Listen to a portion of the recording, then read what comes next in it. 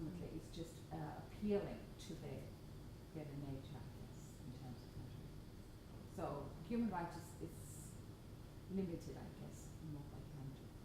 And that's why I think what I'm saying is that we as educators come in, you can do as much as you can in your own way. In classrooms, for example, that's the arena I work in school classrooms, university classrooms, and that's where you can do as much as you can in terms of teaching about human rights education. There's, as far as the law goes, I think we're pretty limited. So that definition of whether human rights has been across that's sorry. So when you get to that point where there has been a right that's been infringed, really it's based on the opinion of the Commission and the opinion of someone else, and for that to be just debated rather than agreed on what's the final position. There are a couple of loopholes, and I think that's how.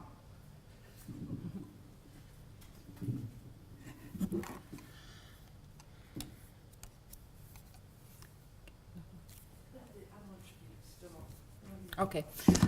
Yes, there are a few loopholes in the actual, say, the Refugee Convention of 1951. At the time of drawing it up, they didn't actually anticipate that they'd have this large-scale movement that they have right now.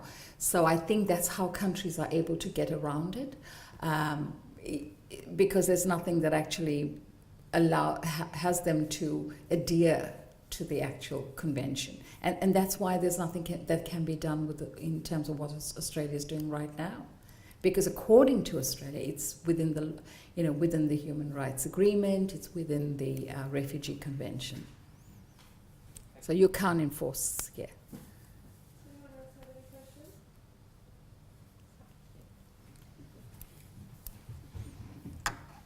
Hello, Meg Brooks from the Children's Hospital, Westmead University Sydney Clinical School.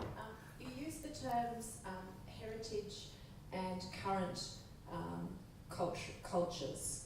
So, as a way, which I haven't heard before, but as a way of thinking about First Nations. Yeah, the cultures that students or learners find Yes. as opposed plus where they have come from, if you like.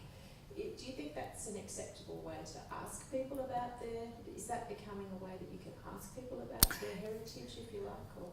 Yes, I think we're moving in the direction of interculturality, which is actually a dialogue between what we call the heritage cultures and current cultures, and that's fairly acceptable. What we are moving towards and what we're encouraging our own pre-service teachers to do is, pedagogically, is to work in that domain of interculturality, and how do we bring that intercultural understanding so that it's perfectly okay. And the way that is done pedagogically is to actually get students, as I said earlier, to draw on the knowledge and experience that students bring with them. We often think that those particular students coming from forced migrant backgrounds come as blank slates, and that's not true, because really they come with huge funds of knowledge, and they may not have the skills to understand, they may not have the language to understand. So an intercultural understanding is actually looking and working with what they bring and then taking them on that journey. And you find once you we don't have bilingual education yet, but there is also a move at universities to try to introduce bilingual languages so that if teachers are bilingual, they can actually work quite effectively with students who are coming from different cultural backgrounds and different language backgrounds. I have a question. Just listening to what you were saying there about, the cultural teaching. Yeah. And we're in this health precinct, and a lot of the people here in the room are responsible for education, and so a lot of the people we come in contact with may be coming from universities. So it's almost that similar concept of when we're teaching here in health. It's not just about understanding the culture, but the culture of the patients that we have as well. Yes. So it kind of adds another layer. Yeah, and I think, we're moving to what we call dialogic pedagogies, which is kind of the new term, Dialogic pedagogy is working in the dialogue that happens between student and student, teacher and student, so working in that environment. And part of that is what we call the funds of knowledge approach. The funds of knowledge mean students bring a lot with them, a great deal. And teachers are still learning how to work with students from different cultures, and that is the difficulty. Once they're able to tap into that, they realize that there's a wealth of information there, a wealth of knowledge, and that actually helps with the transition process.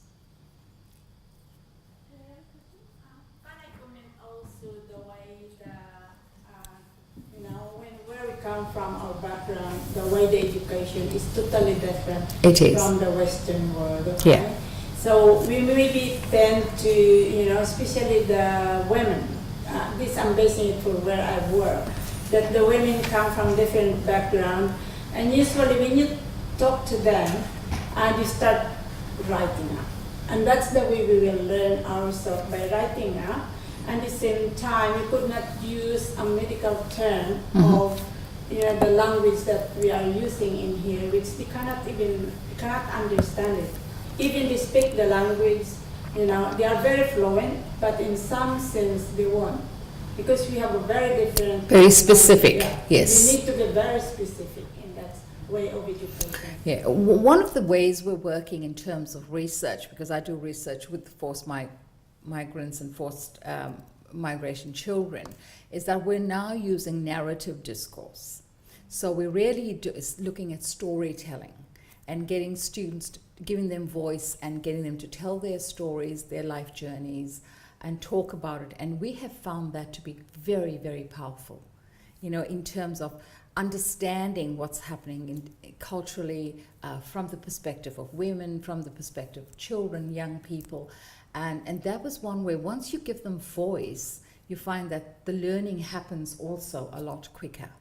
At one time, people didn't believe you could write a PhD talking about your journey, but now that's become a very powerful tool in research. Any other questions? There's one more here. This is very specific, but just hearing you talking about narratives, Yeah. there's a charitable organisation called the Sydney Story Project, I'm going to say, which had a Redfern base and now has a Parramatta branch as well, which doesn't work with children and narrative.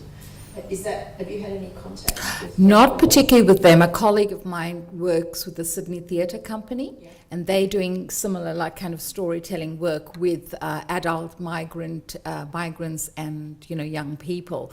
And they, through drama, they're actually preparing them for the working world, and that's one way they're moving forward. But I am going to do some filming with students of refugee background, talking about their success stories and so forth. And it's with a film company called Show Me the Way.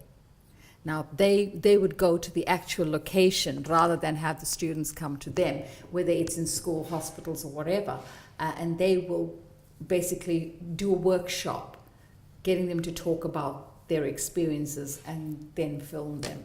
And that's, another powerful way that we do it. So I run another project with high schools called the Refugee Action Support Project, and that's where we use our pre-service teachers, and they get a course credit for that. They actually go into the schools and work for 3 hours a week with refugee background students, so assisting them. And with that, we've had Bell Shakespeare has been involved in the project. We've had the Bankstown Drama Company, because a lot of the students are from the southwest of Sydney, and they're looking at different ways in which students can actually tell the story. So that's very similar to the project that you've raised. We'll keep Monica moving. My background is actually, I'm in media and film media, and the program that we have as an online program is called a show called World Made Good. We're doing quite a bit of work in the United Nations and the Sustainable Development Goals, as well as today being all about human rights. Tried to reach out to Malala. She's Yes. visiting Australia. Yeah. A lot of those narratives are extremely powerful. So we're not doing it to the extent that Show Me the Way is doing it. Yeah. But it is, I agree, totally possible that one person's story can start Exactly right. changing Yeah. people's perception, actually creating some awareness as well. So I'd love to talk to you about what we're Sure. doing in some of those projects. Sure, that'd be fabulous. Thanks. Okay, last chance. Anyone else got a question? No. Well, thank you very much. Thank you. That was amazing, and I'm sure everyone got as much out of it as I did. Great you. discussion. Thank you. Thank you.